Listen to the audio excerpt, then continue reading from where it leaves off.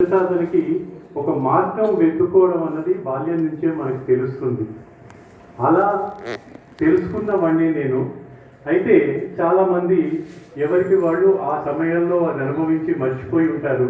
నేను అక్షర రూపంలో పెట్టడానికి ప్రయత్నించాను. అదొకటే తేడా.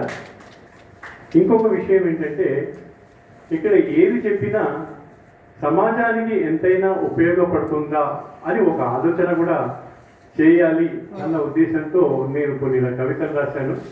అలా రాయించడానికి దర్పణం సాహిత్య వేదిక నాకు ఒక మంచి అవకాశాన్ని కూడా కల్పించింది.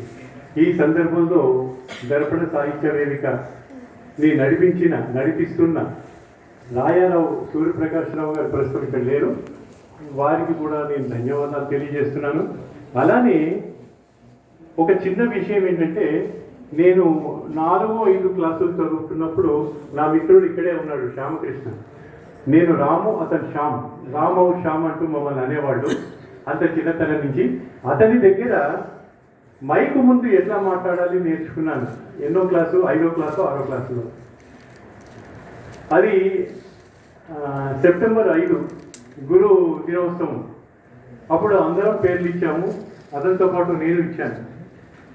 అతను కృష్ణదేవరాయలు తన గురువుని ఏ విధంగా గౌరవించాడు, అంత పెద్ద రాజైనా ఎలా చూశాడు అని ఒక చిన్న సంఘటనతో తన ప్రసంగాన్ని చేశాడు. తర్వాత నా వంతు వచ్చింది. ఏదో గురు బ్రహ్మ గురు విష్ణు అనేది చదివేశాను. తర్వాత ఏం చేయాలో తెలియక చేతులు కాళ్ళు వణికిపోతుంటే మా హెడ్ మాస్టరు బాబు తర్వాత దిగి తర్వాత మళ్ళీ నేను నెక్స్ట్ టైం ప్రిపేర్ కావాలి. అప్పుడు ఒక పట్టుదల. నేను ఎందుకు నా మిత్రుడిలాగా మాట్లాడలేకపోయాను. అప్పటి నుంచి నేను ప్రాక్టీస్ చేసుకుంటూ వచ్చాను. అది నిత్యకృత్యం అయిపోయింది ఆల్మోస్ట్గా. అయితే నేను ఇప్పటికీ అనుకునేది ఏంటంటే, నేను నిత్య విద్యార్థిని. ప్రతి వాళ్ళ నుంచి ఏదో ఒకటి తెలుసుకోవాల్సింది ఉంటుంది. కాబట్టి అంతా నాకే తెలుసుకోను అనుకున్నవాడు అమాయకుడు.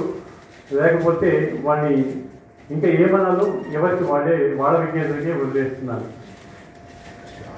ఈ విషయాలు ఇంకా చెప్పుకుంటూ పోతే చాలా ఉంటుంది. ముఖ్యంగా నా పుస్తకం గురించి రాసిన వాళ్ళలో పెన్నేటి సుధగారు నాకు చిన్నప్పటి నుంచి అక్కయ్యలాగా, ఒక అక్కలాగా నన్ను బాగా చూసుకుంది.